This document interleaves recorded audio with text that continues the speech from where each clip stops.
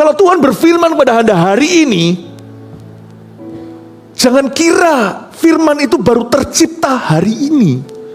Mungkin 3 bulan lalu sudah ada satu kejadian yang tidak kau tahu. Dan Tuhan melihat itu. Ada pembicaraan dan perbincangan yang tidak kau dengar. Anda hanya mendengar hari ini sebuah firman atau rema. Tapi 3 bulan lalu God heard some conversations you don't. Kalau Anda belum subscribe di channel ini, segera supaya Anda bisa mengikuti terus rema-rema dari Roh Kudus ya. Tahu nggak, Tuhan itu matchmaker yang paling wahid di dunia. Kalau saya bilang matchmaker, mak comblang, itu bukan hanya soal kekasih atau dalam konteks romantis, enggak ya. Tapi juga dalam hal bisnis, partner, sahabat sejati, ministry, everything, segala sesuatu. Allah kita itu Allah yang mempertemukan. Tahukah Anda bahwa Tuhan tidak pernah mau kita hidup sendirian. Dalam rencana Tuhan itu ada, dalam rencana Tuhan selalu melibatkan orang lain, dan panggilan Tuhan atas hidup kita itu begitu besarnya, tidak bisa kita sendirian. Jangan sampai aja kita ditemukan di tempat yang salah, ketemu orang yang salah, itu aja. Apes itu ada. Ternyata apes itu bukan punya masalah. Kalau gitu kita apes semua dong. Tapi yang namanya hoki itu juga bukan keberuntungan. Tapi kalau Tuhan pegang hidup seseorang, masalah hidupnya pun Tuhan bekerja sama mendatangkan kebaikan. Tapi orang fasik, orang yang tidak pernah mau menganggap Yesus itu apa-apa, masalah hidupnya akan menghancurkan dia. Jadi sebenarnya ya, kalau ikut Tuhan itu ada yang namanya divine timing. Ada yang namanya ini berkat, ini harus kita minta. Kita itu di waktunya, di waktu ilahi itu harus ada. Tuhan itu seperti pemain drum yang mahir. Masing-masing itu saya nggak ngerti. Drum itu satu musik yang saya benar-benar tak paham. Tapi kedua anak saya, Jeremy dan Warren, bisa. Itu kiri kanan ding dong dangdung dangdung. Itu masing-masing itu mukulnya itu tepat pada waktunya. Semua indah pada waktunya. You see, Tuhan itu bukan hanya memainkan peran, Tuhan itu bukan hanya menuntun 1-2 orang, tapi Tuhan itu bisa membuat semua galaksi itu berputar pada tempat porosnya. Gak ada satu pun planet itu tabrakan. Padahal ya, jumlah bintang saya curiga, tanya aja ilmuwan, lebih banyak dari jumlah manusia bisa-bisa. Yang paling dekat itu mungkin sang surya, itu mungkin dia cuma salah satu saja. Padahal kalau jauh-jauh di sana dalam semua universal, semua bintang itu Tuhan yang atur, tidak ada yang tabrakan. Hidup kita itu kalau dalam tangan Tuhan itu semua akan indah, bukan hanya pada waktunya.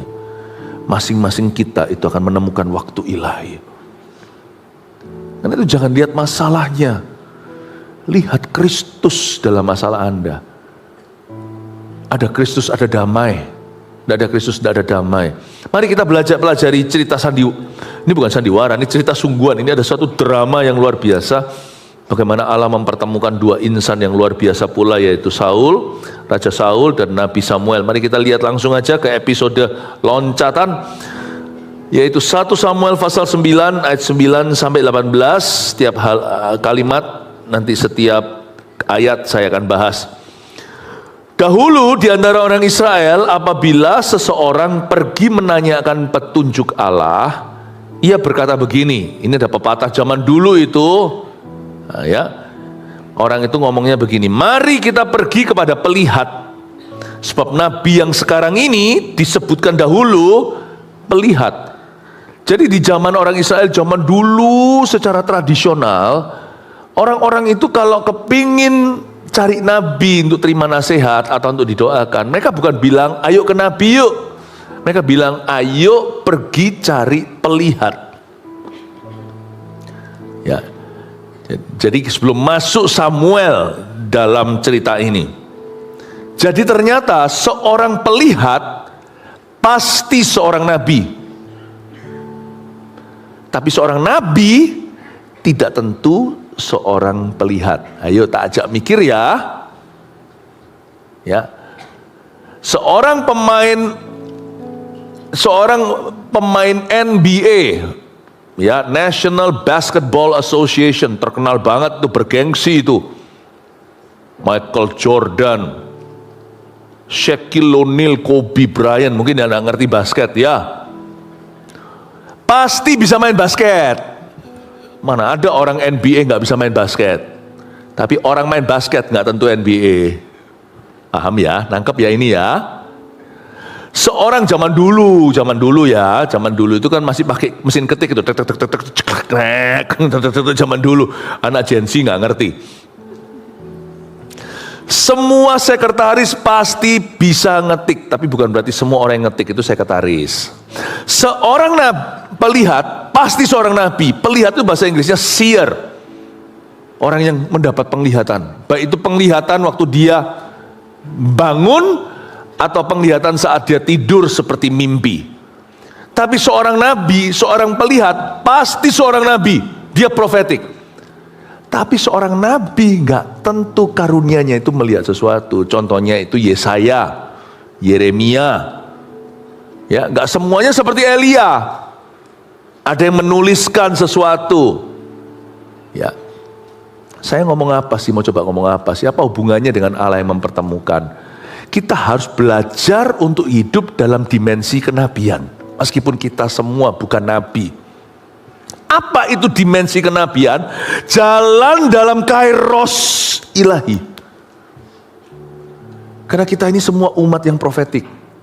Di seluruh dunia, Roh Allah bekerja. Di seluruh dunia, seperti nabi bersabda. Biasanya ditambahin haleluya gitu ya. Di seluruh dunia ada ilham roh yang heran tentang kemuliaan Tuhan seperti air menutup lautan. Di gereja ini Roh Allah bekerja di hidup kita seperti nabi bersabda. Di tempat kerja ada ilham roh yang heran tentang kemuliaan Tuhan seperti air menutup lautan. Ini lagu Pentakosta lama. Kita harus berjalan dalam dimensi nabi. Meskipun tidak semua kita itu melihat, pelihat. Aku nggak pernah sih mendapat penglihatan, nggak apa-apa, jangan dipaksakan, nanti malah justru bukan nubuatan tapi nubuat-buat. Tapi kita semua harus belajar berjalan dalam dimensi kenabian. Apa itu? Belajar hidup dalam tuntunan spesifik Roh Kudus, baik disengaja atau bukan. Belajar berjalan dalam kairos. Kairos itu apa sih?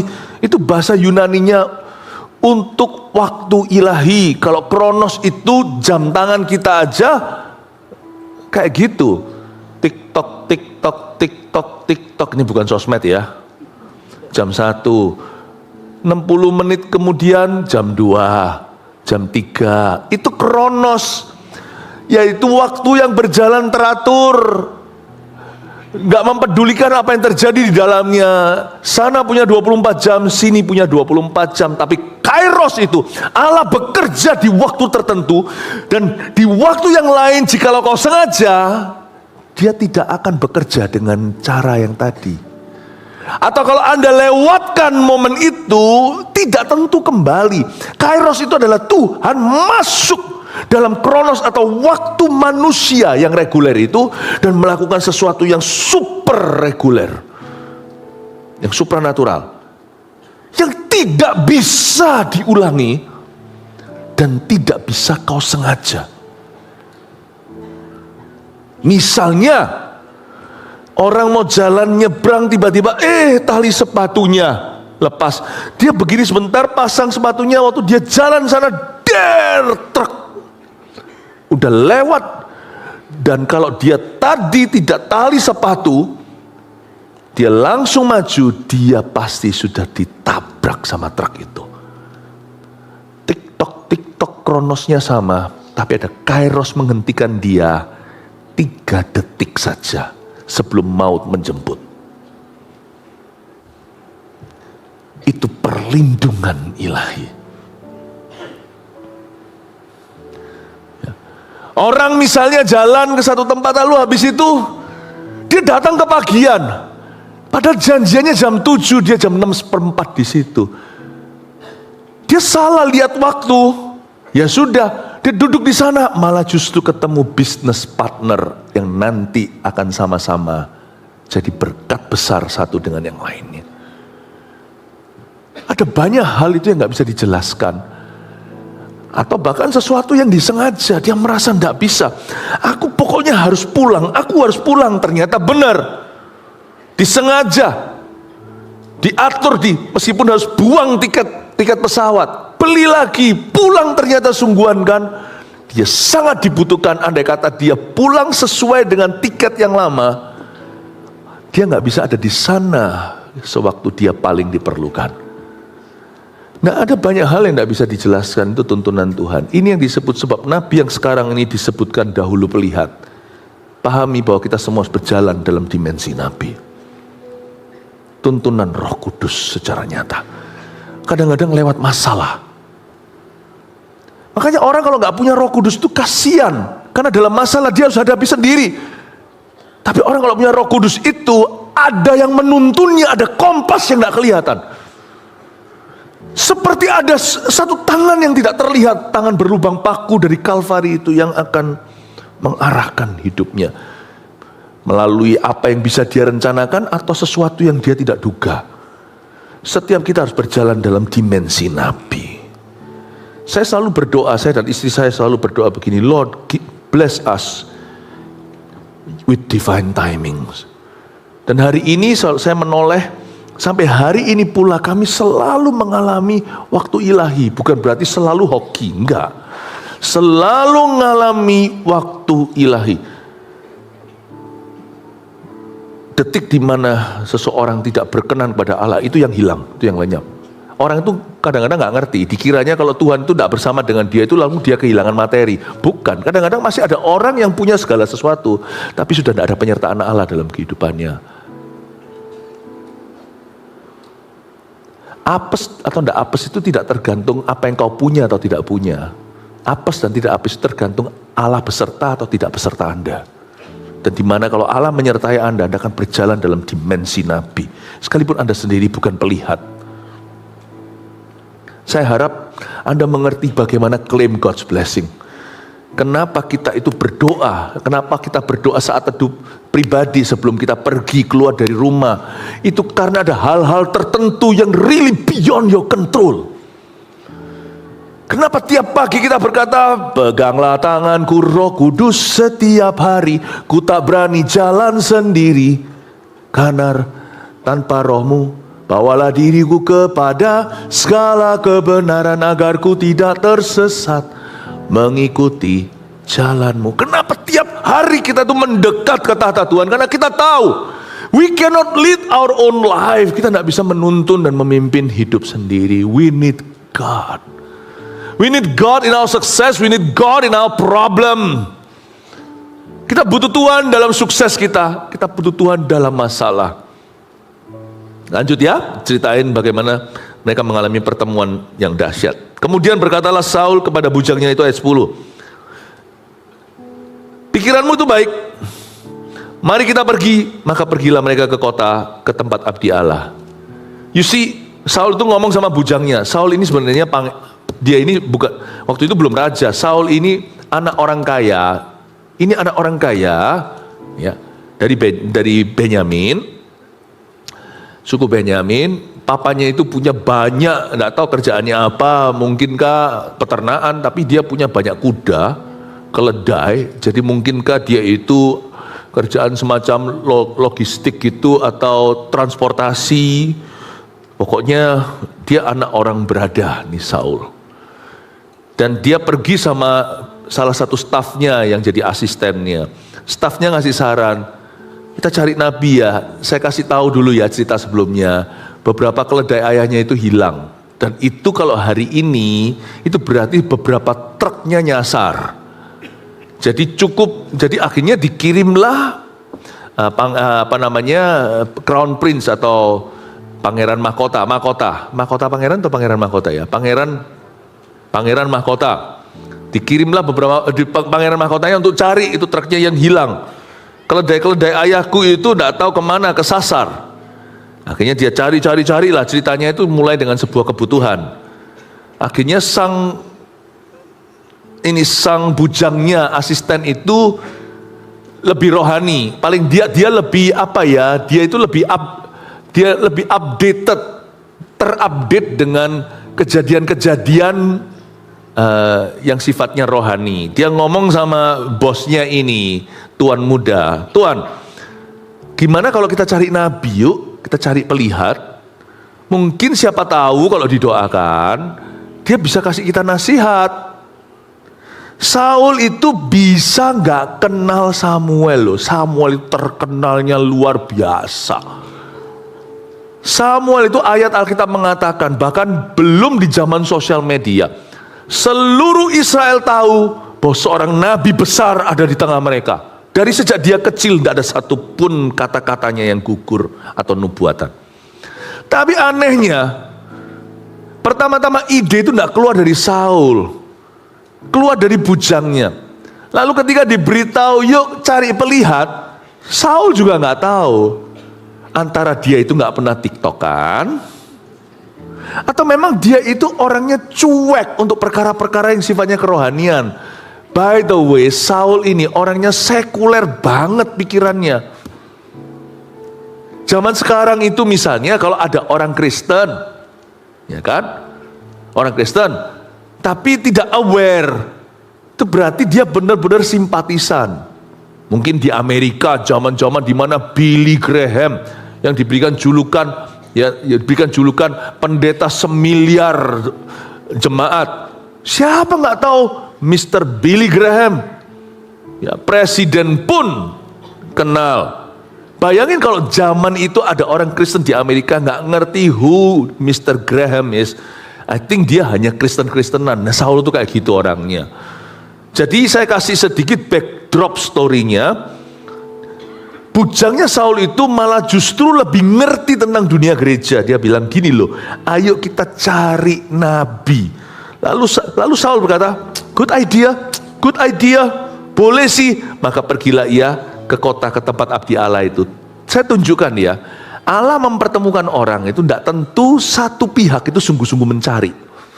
Tapi selama ada satu pihak yang benar, Allah akan mempertemukan banyak dunia menjadi satu, ketemu di tengah.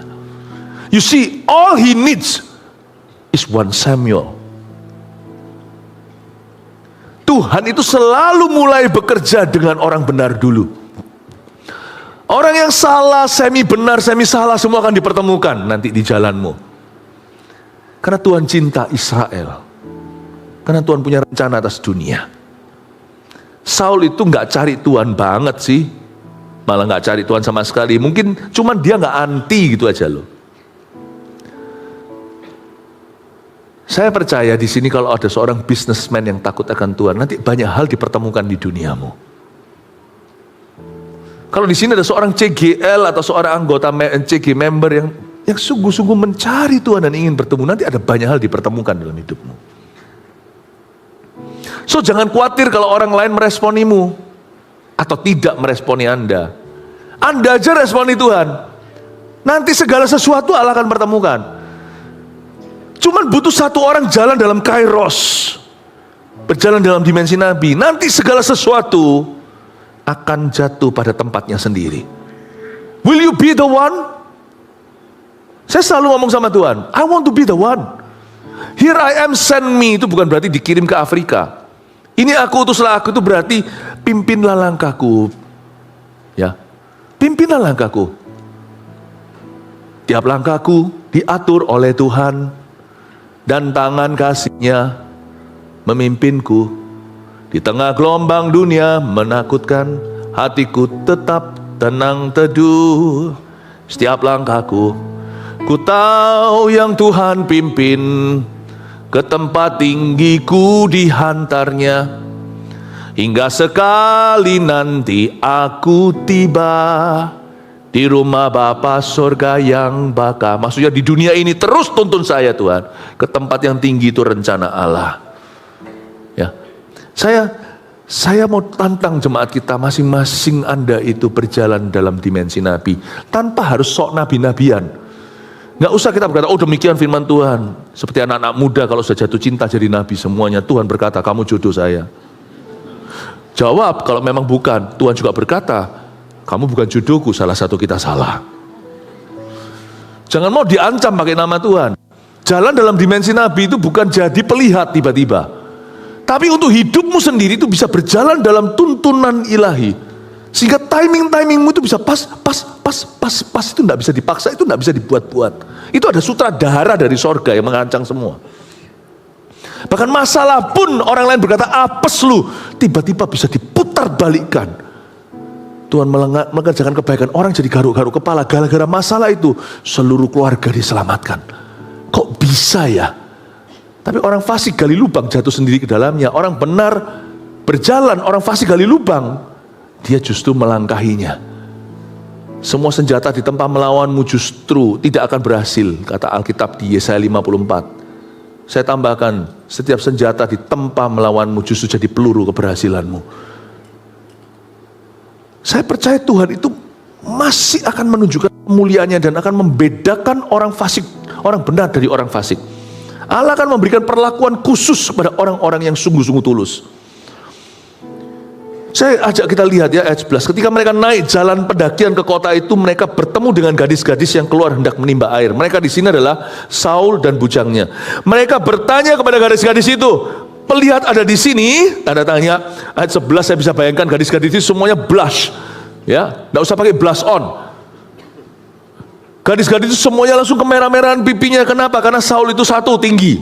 Dia tinggi satu kepala di atasnya. Dia gagah. Ya. Saul itu ganteng. Tinggi dan tampan. Tipe raja yang diinginkan oleh orang Israel. Raja pilihan rakyat. Jadi saya bisa bayangkan tuh gadis-gadis semua ditanyai sama satu orang. Dan dia anak orang kaya. Pasti juga tidak akan compang-camping ya kan. Untuk dia datang, permisi ladies gitu ya, ada pelihat di sini, gitu ya, ya segitulah kira-kira. Jawab gadis-gadis itu kepada mereka, ya ada, baru saja ia mendahului kamu, cepat-cepatlah sekarang, ia datang ke kota hari ini, karena ada perjamuan korban untuk orang banyak di bukit pada hari ini. Petunjuk-petunjuk alami, itu pun juga itu menuntun. Coba lihat ya, saya mau tunjukkan nanti dua koin yang berbeda, dua sisi yang berbeda dari cerita yang sama. Lihat ya, Saul ya, dia dituntun lewat bujangnya, lalu habis itu dia dituntun lewat gadis-gadis itu yang mungkin semuanya lagi kemerah-merahan, GR ditanya oleh seorang yang tinggi dan tampan kaya raya. Anda bisa lihat nggak keduniawian dalam prosesnya? Tapi Tuhan bisa pakai orang duniawi loh untuk menuntunnya kepada Anda. Di dalam dimensi kenabian ini Tuhan pakai perkara-perkara alami bahkan duniawi loh untuk menuntun seseorang kepadamu. Tapi nanti saya mau tunjukkan ya, Samuel tidak pakai tuntunan duniawi. Karena Samuel cari Tuhan. Saya buat kontras, tak bedain. Supaya hitam putih kelihatan, meskipun sama-sama dua sisi ini tuntunan Allah untuk mempertemukan di tengah. Tapi cara Allah menuntun Saul itu satu hal, cara Allah menuntun Samuel itu dua hal. Tuhan menuntun Saul sesuai dengan levelnya, level orang yang tidak cari Tuhan, nggak serius, tidak haus. Ya Tuhan pakai hal-hal itu. Tapi Tuhan tuntun Samuel lewat suaranya secara pribadi. Beda ya. Beda ya. Kita itu mau dipakai Tuhan atau dimanfaatkan Tuhan? Kau pilih. Bahasa Chinese-nya, pakailah aku Tuhan. Kalau itu permintaan seorang hamba Tuhan. 请你使用我.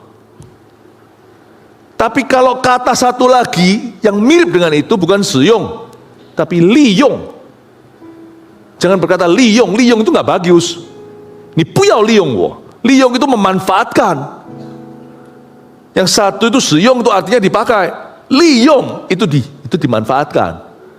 Tuhan tidak pernah liyong woman. Tuhan tidak pernah memanfaatkan kita. Tuhan itu siyong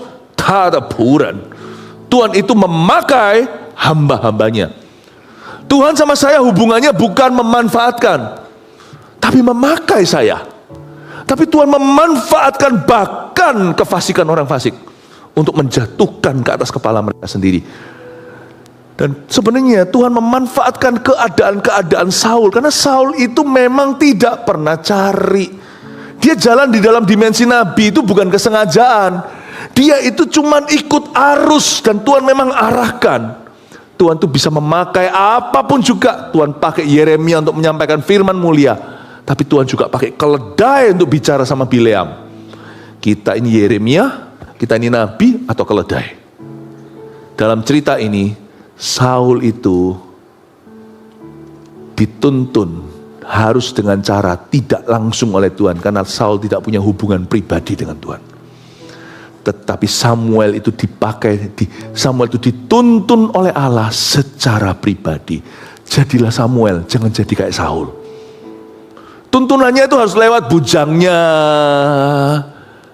Bujangnya pun coba-coba. Kalau nanti Anda baca ya, sebelumnya ya ceritanya ya, bujangnya itu ngasih saran, nanti kalau ketemu ya, kita kasih duit itu nabinya. Ada ayatnya itu sebelumnya. Bujangnya ini pun keduniawan, tapi masih lumayan dibandingkan dengan Saul yang sekuler sama sekali. Dia kira salam tempel itu mempan sama hamba Tuhan yang tulen. Dia kira semua pendeta bisa dikasih amplop gituan aja suruh nubuat. Atau setelah nubuat, thank you ya Pak. Emangnya bisa dibeli kalau itu hamba Tuhan sejati? Tapi Tuhan enggak, Tuhan menjaga. Tuhan tetap tidak tersinggung. Tuhan tetap pakai semua keduniawian pikiran mereka untuk mendatangkan Saul ke hadapan Samuel. Tapi sama Samuel Tuhan tidak pakai tading aling-aling. Tuhan ngomong apa adanya. I want to be like Samuel. Berjalan dalam dimensi nabi. Aku mau dituntun oleh Tuhan sendiri. Saya tidak puas kalau dituntun sama malaikat Tuhan. Seperti dikatakan oleh Musa. Musa diberitahu sama Tuhan di padang gurun, aku tidak akan pergi sama bangsa ini. Bangsa ini tegar tengkuk. Aku akan utus malaikatku. Perjanjianku akan kugenapi. Sebab aku tidak pernah ingkar janji. Tapi waktu itu Musa berkata di Keluaran 33, kalau engkau tidak suruh kami pergi, janganlah perintahkan kami pergi dari sini kemanapun juga. Apa bedanya kami dengan umat yang lainnya di dunia? Kalau engkau tidak jalan sendiri. Lalu Musa memberanikan diri. Show me your glory, tunjukkan kemuliaan. Baru setelah itu Tuhan melewati dia dan menyebut karakternya, Tuhan, Tuhan panjang sabar, penuh belas kasihan. Musa berkata, I don't want your blessing, I want you. Aku tidak mau berkatmu, aku mau Tuhan. Aku tidak mau Tuhan kirim malaikat melalui perantara. Aku mau punya hubungan pribadi dengan engkau. Engkau sendiri yang tuntun aku, engkau sendiri yang berbicara kepada aku, engkau sendiri yang mewahyukan dirimu kepada aku, engkau sendiri yang akan menyatakan kehendakmu. Bayangin bedanya. Makanya Musa itu kayak gitu hubungannya dengan Tuhan. Berjalan dalam dimensi kenabian, Anda berada di sisi siapa? Di sisi Samuel yang mengerti kehendak Tuhannya. Atau dari Saul yang dungu seperti hewan dituntun dalam kehendak Tuhan tanpa dia ngerti itu Tuhan. Anda mau dituntun secara sengaja atau tanpa sengaja dimanfaatkan untuk tetap menggenapi semacam rencana Allah? Atau Anda sebagai Samuel, sahabat Allah, seorang hamba tidak mengerti apa yang diperbuat tuannya, tapi seorang sahabat tahu apa yang dilakukan oleh temannya. Dalam berjalan dalam dimensi nabi, saya mau seperti Samuel, saya mau jadi sahabat Allah. Saya tidak mau degil atau saya tidak mau bebal hati seperti Saul. Buktinya ujungnya ya, saya kasih bocoran langsung episode terakhir. Samuel setia sampai akhir. Saul mengkhianati Allah dan mati binasa. So what kalau dituntun sama Tuhan?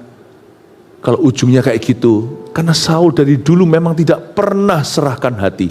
Tapi Samuel dari dulu mencari Tuhan dengan segenap hati. Bapak ibu saudara, saya dorong Anda, dalam cerita ini Allah mempertemukan, jadilah Samuel bukan jadi Saul. Mintalah Tuhan tuntun Anda secara pribadi. Carilah hatinya dulu, carilah wajahnya. Waktu saya baca ini semuanya, saya lihat tuntunan Allah. Tapi Saul tidak menyadari itu Tuhan. Dan Tuhan harus pakai cara yang murahan untuk menuntun dia. Tuhan tidak memakai cara yang mulia. Tuhan pakai bujangnya yang masih yang dalam bujangnya itu loh, yang masih rohani juga tanggung-tanggung. Yang mengira bahwa hamba Tuhan bisa dibeli. Lalu Tuhan pakai gadis-gadis yang GR didekati orang yang cakep, yang ganteng, yang tinggi. Tuhan bisa pakai segala keadaan di sekeliling Saul, tapi Tuhan tidak bisa bicara kepada Saul secara pribadi. Jangan jadi orang yang hanya ngeflow dalam rencana Allah tanpa mengenal Allahnya. Jadilah orang yang kenal Tuhan dulu, carilah kerajaannya dan kebenarannya, segala sesuatu ditambahkan kepadamu. Kalau kita baca ayat-ayat ini saya bisa melihat kontrasnya. Kita lihat sekarang ayat yang berikutnya, ayat 13. Diberitahu sama sama gadis-gadis itu, apabila kamu masuk ke kota, kamu akan segera menjumpainya sebelum ia naik ke bukit untuk makan. Sebab orang banyak tidak akan makan sebelum ia datang, sebelum Samuel datang, karena dialah yang memberkati korban, kemudian barulah para undangan makan. Pergilah sekarang, sebab kamu akan menjumpainya dengan segera. Dengan kata lain, Saul diperingatkan, kamu nanti kalau datang masuk ya ke sana, kamu lihat orang-orang banyak di situ nggak berani makan sebelum sang pelihat datang, karena dialah sang nabi itu yang akan memberkati korban. Kemudian para undangan boleh makan. Demikianlah orang-orang yang berkenan pada Allah. Mereka akan punya posisi dihormati di hadapan Tuhan dan di hadapan manusia. Dihormati oleh manusia itu bukan berarti jadi publik figur. Dihormati manusia itu adalah Tuhan akan menyediakan wibawa bagi setiap kita yang hidup dalam tuntunannya. Orang yang hidupnya berkenan pada Allah itu akan punya semacam wibawa di dalam dunianya. Sehingga orang-orang yang di dunia tidak berani makan sebelum kau berkati persembahan itu, sebelum kau memberkati korban. Akan ada semacam wibawa kalau kita itu berjalan dalam perkenanan Allah. Wibawa itu tidak tentu, sekali lagi berarti Anda populer atau terkenal atau follower banyak, itu tidak ada hubungan. Tapi in your own respective world, dalam duniamu sendiri, itu pasti akan ada respect karena Tuhan dan respect atas hidup Anda. Orang-orang yang ada sekeliling Anda akan tahu hidupmu berbeda. Itu juga berkat orang yang jalan dalam dimensi Nabi, sebab upah Nabi adalah milik Nabi. Artinya, pasti orang-orang yang berjalan dalam tuntunan Allah itu ada wibawa di mana dia ditempatkan. Kalau sampai orang-orang yang ada di sekeliling Anda, di dunia Anda itu bisa berbuat dosa dan tidak sungkan sama Anda, itu berarti Anda dan saya perlu nambah wibawa. Kalau sampai teman-teman kita semuanya itu, misalnya kalau ketemu nih ada pendetanya, lo pendetanya, itu lo pendeta lu, lalu berkata, dia di depan pendetanya aja ngomongnya gitu, padahal Pak sama kita semuanya nggak begitu. Kalau sampai mereka komentar begitu, terus berarti harus ada perubahan dalam hidupmu. Orang yang berkenan pada Tuhan itu pasti punya wibawa. Pasti punya wibawa. Wibawa itu bukan berarti dia serius melulu atau jaim jaga image. Wibawa itu arti pasti ada sesuatu yang membuat orang lain respect dengan Anda karena Tuhanmu dalam hidupmu. Amin, Bapak Ibu Saudara. Kalau sampai orang-orang berdosa di sekeliling Anda itu, orang-orang berdosa di orang-orang dunia itu merasa Anda sama saja. Nah, di situ saya rasa kita perlu evaluasi kembali. Loh Pastor Philip, kalau gini kan berarti saya dibilang fanatik. Asal kita jangan sampai dibilang fanatik karena kita aneh. Ya, karena di depan orang tiba-tiba kita komit sendiri gitu ya. Itu jadi aneh. Tapi kalau mereka melihat iman kita dengan perbuatan kita itu selaras, iman kita mereka tertawakan sampai mereka lihat hasil kerja kita, di mana kita ditempatkan. Mereka melihat etika kerja kita, sampai pada titik di mana mereka sungkan menghina iman kita karena mereka melihat perbuatan kita. Dan I think itu sungkan dari Tuhan. Itu sungkan dari Tuhan.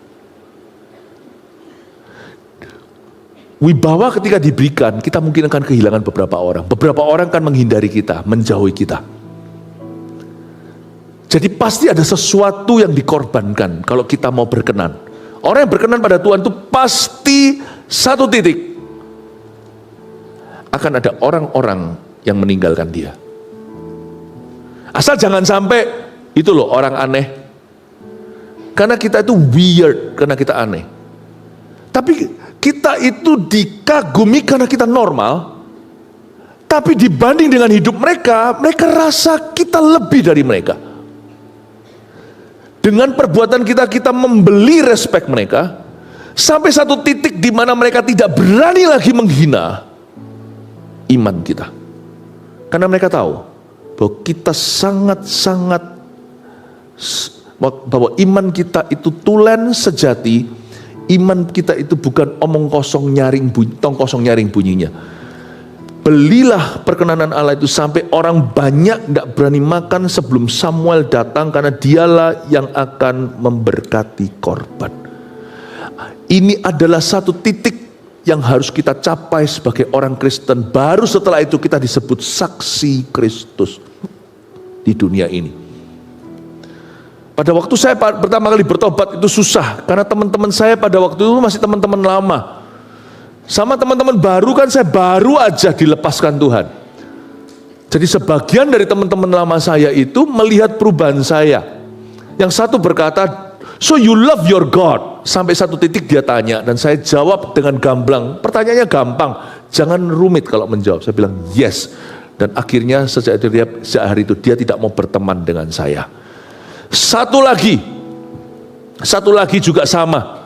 Dia melihat perubahan saya, bukan karena saya aneh, bukan karena saya di depan mereka berbahasa lidah, bukan tempatnya, kecuali kalau Anda sedang mendoakan dia orang yang terbuka. Bukan berarti tiba-tiba saya selalu mengutip ayat, tetapi mereka melihat bedanya. Dulu teman saya, zaman saya bertobat kan masih umur 18, itu teman yang saya ajak bolos segalanya, waktu saya diajak nyontek segalanya, gitulah ya bahasa lamanya. Saya nggak mau, dia jadi aneh. Kenapa sih kamu? Kamu sejak ke gereja itu loh, kamu tuh baik begitu. Orang menghindari saya bukan karena saya aneh, menghindari saya karena saya sekarang punya prinsip, punya pendirian. Di dalam dunia kerja juga sama. Kalau sampai Anda dihindari karena pendirian Anda akan Tuhan, janganlah Anda merasa bersalah. Kalau harus kehilangan beberapa orang, silakan. Sehingga lama-lama saya sendiri dikasih gelar pendeta. Saya masih ingat kok dulu, itu loh pendeta ini loh, pendeta. Hilang sebagian. Tapi sebagian dari orang-orang itu ketika suatu hari bermasalah, yang mereka cari adalah pendeta. Paham maksud saya? Mereka sekarang mungkin mentertawakan Anda, itu loh pendeta, ini loh pendeta. Tapi nanti kalau mereka dalam masalah yang dicari, ya pendeta terdekat ya Anda. So it's okay. Wibawa itu comes at a price. Wibawa nabi itu ada harga yang harus dibayar. Mana ada nabi yang tidak pernah dianiaya? Coba baca di Alkitab dari Perjanjian Lama. Nabi-nabi itu dianiaya, digergaji, dibunuh, dilempar dalam api. Kalau kita belum sampai mati, tetap harus setia. Tuhan itu mau memberi kepada kita semuanya ini suatu wibawa nabi di tempat kerja kita, tanpa harus jadi pelihat, tanpa harus jadi aneh, tanpa harus sambil jalan lihat, wah aku melihat sesuatu. Orang gitu tuh ngeri loh, aku lihat setan di belakangmu, Yang normal aja. Perlombaan kita itu iman, bukan yang aneh-aneh gitu.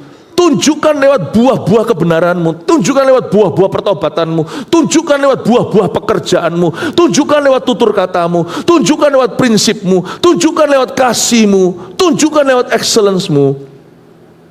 Tapi wibawa nabi itu selalu undang aniaya. So don't worry kalau Anda dianiaya karena kebenaran. Don't worry kalau Anda dikasih gelar yang aneh-aneh pendeta atau apa, atau fanatik dan segalanya. Cepat lambat nanti satu persatu mereka akan jadi pasienmu. Amin Bapak Ibu Saudara. Mungkin di dalam gereja sini Anda tidak dipanggil sebagai pendeta, karena ada pendetanya. Tapi mungkin di dunia Anda mungkin akan dijuluki itu. So don't worry kalau dijuluki demikian. Siapa di sini? Saya cuma curious saja, penasaran, yang pernah dijuluki pendeta di tempat kerjanya atau di sekolahnya. Ada? Oh iya pernah juga ya pendeta. Kenapa? Karena kalau jalan sambil merem-merem gitu, doa. Bukan? Atau karena pekerjaannya? Karena Anda punya pendirian. Karena mereka tahu Anda selalu, kamu ke gereja berapa kali? Ke gereja ngapain? 1 minggu 2 kali itu ngapain aja lu? Gitu ya. Lalu habis itu semua mata memandangmu kan. Lihat pekerjaan Anda gimana. Dan lama-lama mereka respect. Iya dia, memang sih aku gak percaya. Tapi aku lihat dia gini aku kagum sih. Lama-lama dia ngagumi Tuhanmu, tapi dia malu, dia terlalu gengsi untuk mengakui.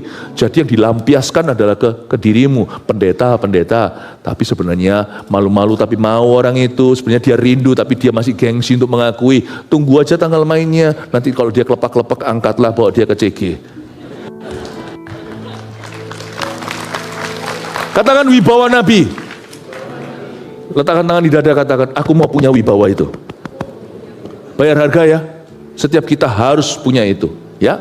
Lanjut lagi, kita lihat ayat yang ke-14. Maka naiklah mereka ke kota, dan ketika mereka masuk ke kota, Samuel yang berjalan keluar untuk naik ke bukit berpapasan dengan mereka. Waktu mereka masuk ke kota, Samuel sama Saul itu berpapasan. Samuel berjalan keluar untuk naik ke bukit berpapasan dengan mereka.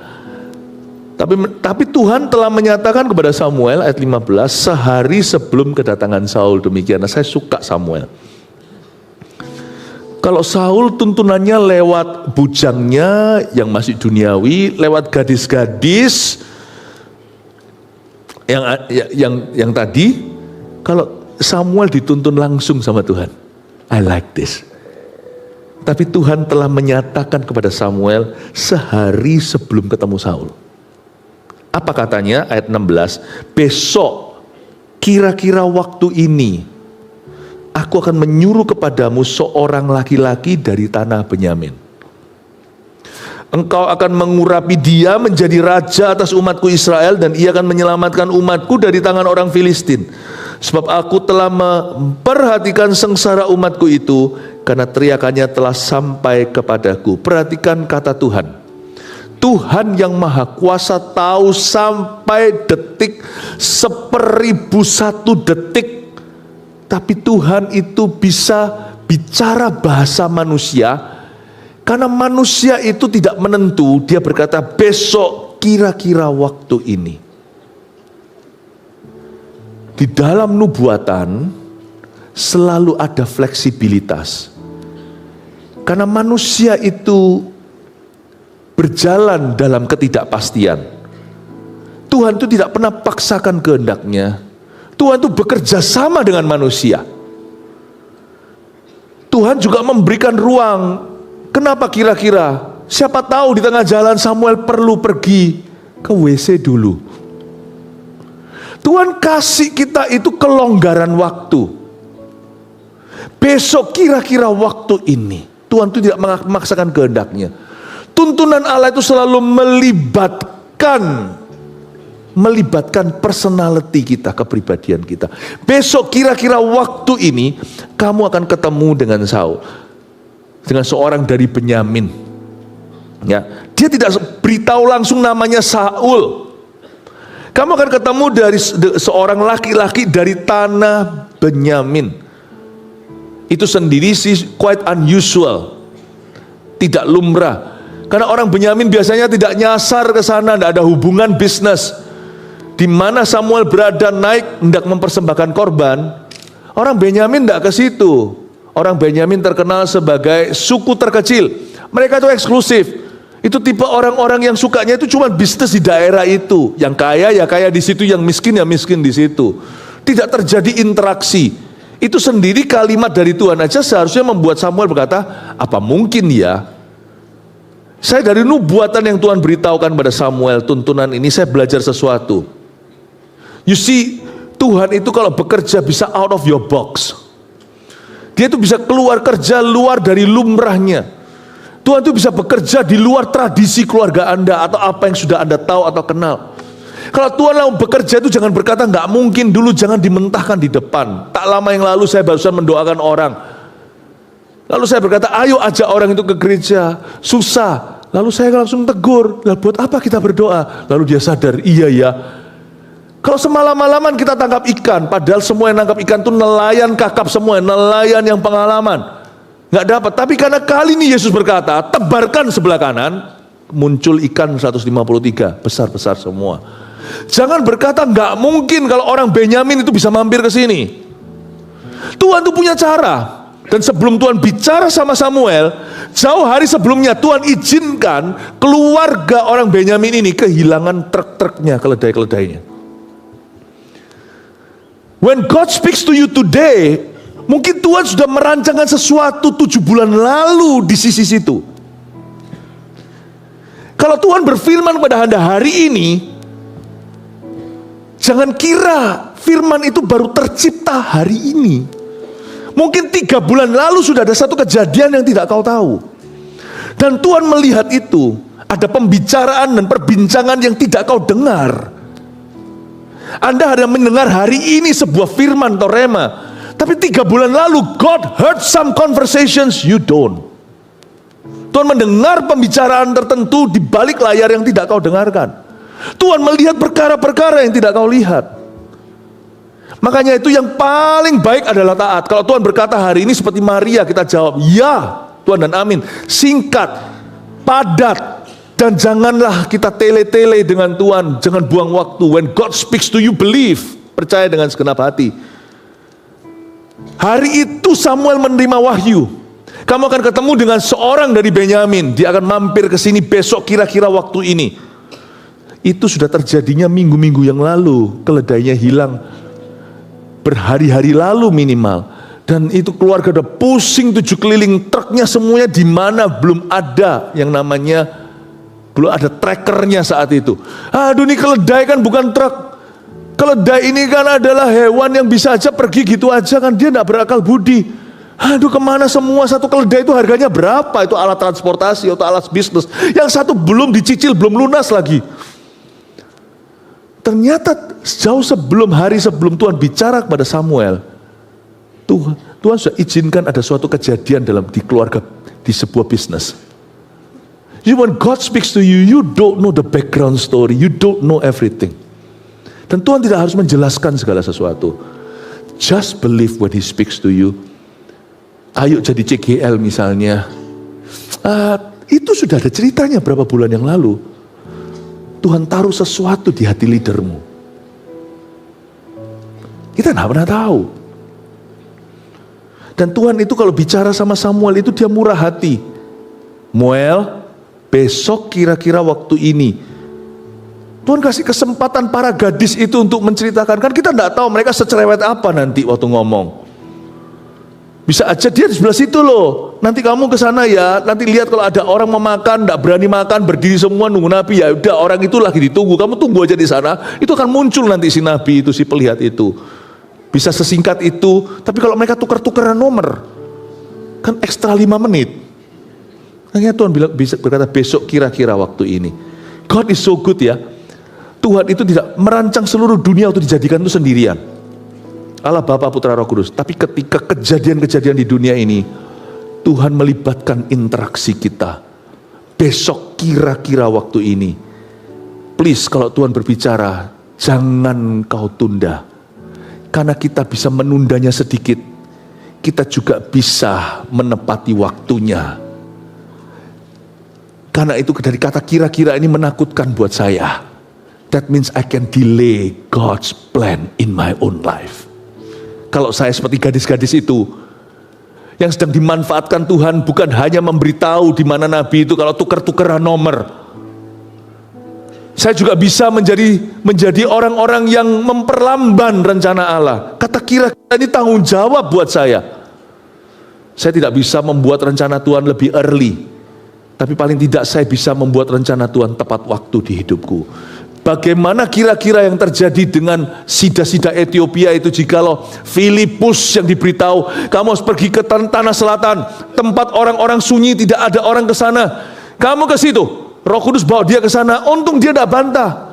Kira-kira itu bisa berarti dia lambat 3 menit. Kalau sampai dia lambat 3 menit, itu sida-sida itu berhenti sejenak.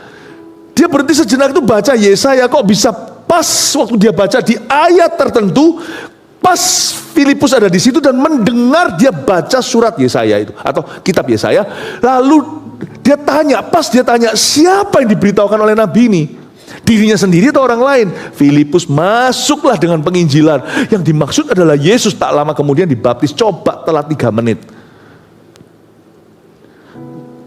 3 menit. Berarti kalau dia telat 3 menit, itu bisa jadi dia pas sudah tutup Alkitabnya, atau pas dia sudah nggak tanya, atau bisa jadi, ayo sudah si kusir, cepat kudanya, dipecut lagi, kita kembali ke Ethiopia. Bisa jadi pas 3 menit kemudian telat, karena berbantah-bantah, si orang Ethiopia itu sudah pergi ke negaranya. You see, kata kira-kira itu berarti kunci di tangan Anda.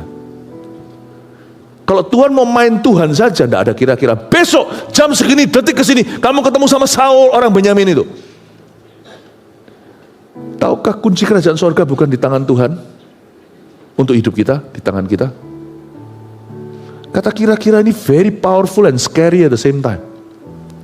Makanya tiap hari saya berkata, Lord give me divine timing. I have to be right there, niche.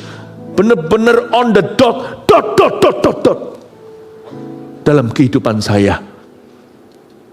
Kalau sampai saya lamban-lamban, jangan sampai lebih dari 3 detik ya Tuhan. Menit pun tidak boleh.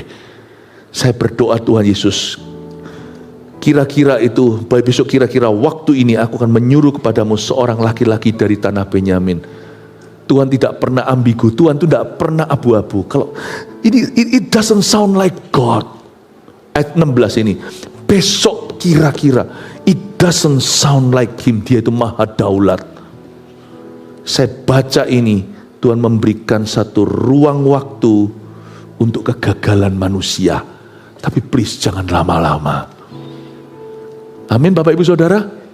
Mari kita berdoa dalam nama Yesus. Tidak perlu dibawa stres. Waduh kalau gitu aku harus perfeksionis. Enggak. Simple ikut Tuhan itu. Kalau Tuhan memanggil namamu, jawab iya. Kalau Tuhan suruh Anda mengampuni, jangan berkata tapi, langsung ampuni aja. Perasaannya gimana biar nyusul, nanti Tuhan memberi ketabahan. Kalau Tuhan suruh kita taat, taati. Ya, apapun yang Tuhan suruh taat, kalau itu melibatkan keputusan besar di hidupmu, nah mungkin Tuhan suruh taat itu saatnya sekarang juga. Kalau Tuhan suruh Anda taat, pasti Tuhan sudah bicara sebelum-sebelumnya. Sampai satu titik Tuhan itu mempersiapkan hati, tanah hati Anda. Waktu Tuhan berfirman sebagai perintah, Anda sudah siap. Nah pada waktu Tuhan sudah mempersiapkan groundworknya, sudah melembutkan hati Anda, sudah kasih Anda ancang-ancang. Waktu tiba Tuhan kasih firman, go! Dan jangan mikir 2 kali. Saya tidak berkata bahwa orang Kristen harus impulsif di dalam membuat keputusan. Tidak mempertimbangkan dulu. Sedangkan di luar sana kalau ada orang menawarkan produk, dia berkata, kalau Bapak tidak ambil sekarang diskonnya hilang. Beritahu bye-bye diskon, aku bahkan tidak beli. Jangan mau ditodong. Tapi kalau Tuhan bicara itu, Tuhan itu super tanggung jawab. Pasti Tuhan sudah kasih heads up sebelum-sebelumnya, ancang-ancang sampai satu titik. Tapi detik di mana dia tekan tombolnya, anakku inilah waktunya. Dan jangan berkata tapi, karena Tuhan sudah ancang-ancang tadi. Langsung berkata siap. Karena kalau Anda lewat, kira-kiramu itu bisa 3 tahun kemudian telat. Amin Bapak Ibu Saudara.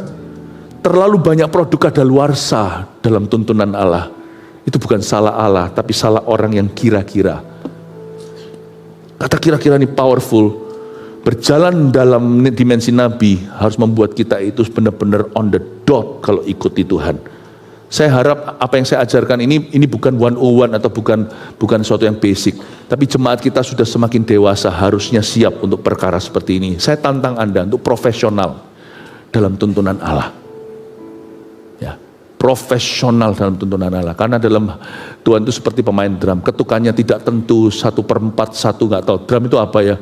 7/8 atau berberapa?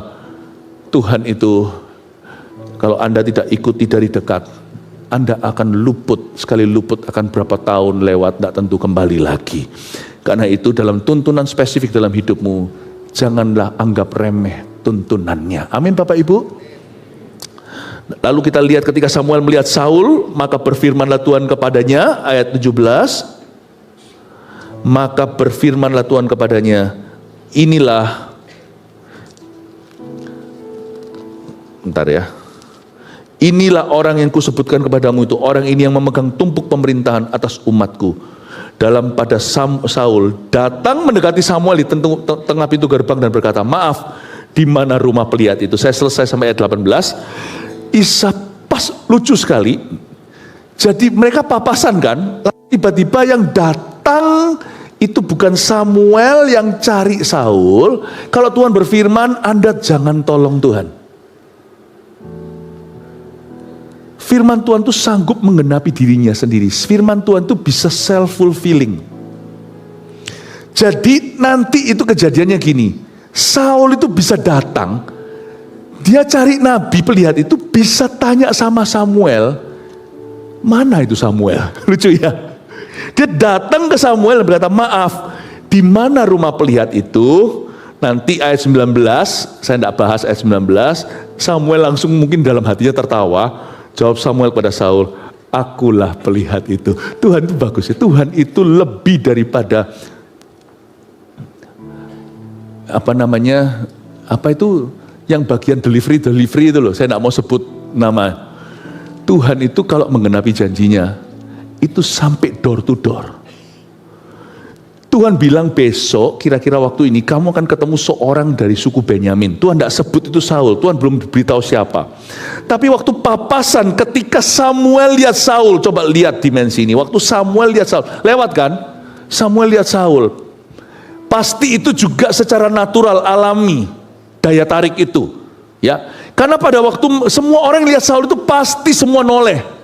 Cewek noleh karena wih gitu ya. Yang cowok noleh, wah, nggak tertarik, bukan ketertarikan terhadap sesama jenis. Tapi tertarik, wow, karena lihat orang tinggi, satu leher lebih tinggi daripada satu kepala lebih tinggi. Waktu Samuel lihat Saul begini, Tuhan ngomong sama dia, maka berfirmanlah kepadanya, ini loh orangnya. You see, firman Tuhan tempo hari itu akan selalu ditimpali dengan firman Tuhan hari ini.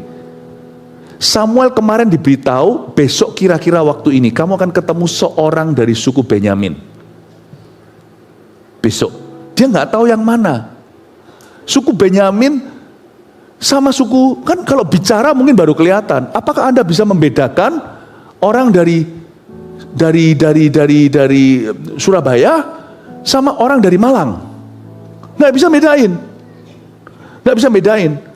Dan waktu dia lewat itu, Samuel melihat Saul, datang firman kedua. Inilah. So don't worry kalau firman hari ini belum sempurna, nggak memberimu gambar seluruhnya. Taati dulu, berada di situ sesuai kehendak Allah.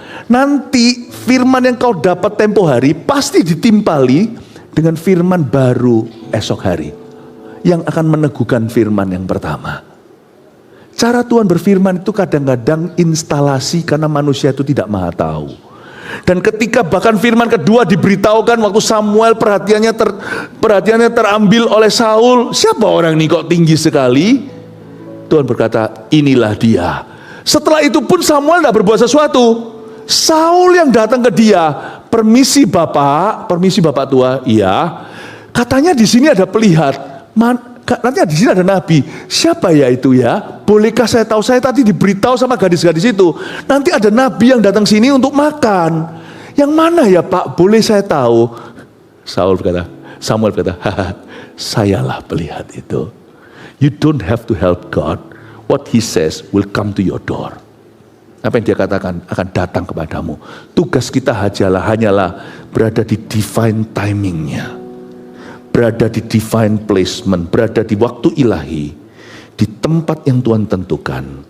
Nanti Tuhan akan mempertemukan kita dengan orang yang tepat. Manusia tidak usah berusaha dari ujung ke ujung. Berusaha aja untuk selalu berada di waktu Allah. Kalau Tuhan berkata, taatilah. Selalu berada di tempat, jangan murtad. Jangan jatuh bangun dalam dosa. Jangan on and off dalam komitmen. Selalu berada di divine placement, di tempat yang aku tahu aku sedang berada di poros kehendak Allah. Sekalipun aku masih menunggu sesuatu, meskipun belum semua rencana Allah digenapi dalam hidup saya. I want to be where you are. I want to be where you want me to be. Aku mau berada di mana kau kehendaki aku di situ. Nanti orang-orang yang tepat akan mulai berdatangan di hidupmu. Amin Bapak Ibu.